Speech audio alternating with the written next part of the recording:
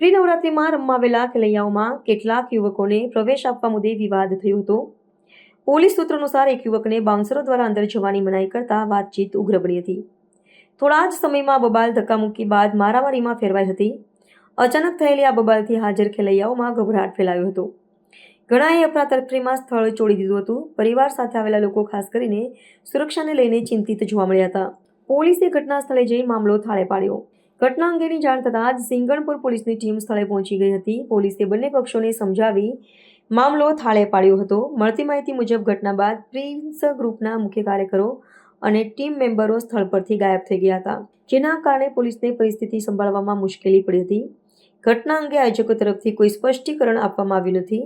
સૂત્રો દ્વારા મળતી માહિતી પ્રમાણે ઘટના બાદ બંને પક્ષોએ વાતચીત કરી સમાધાન કરી લીધું છે, જેના કારણે સત્તાવાર રીતે કોઈપણ પ્રકારની ફરિયાદ નોંધવામાં આવી નથી. જોકે પ્રી નવરાત્રિમાં થયેલી બવાલના કારણે હેરાન થયેલા ખેલૈયાઓના વિડીયો સોશિયલ મીડિયામાં વાયરલ થઈ રહ્યા છે.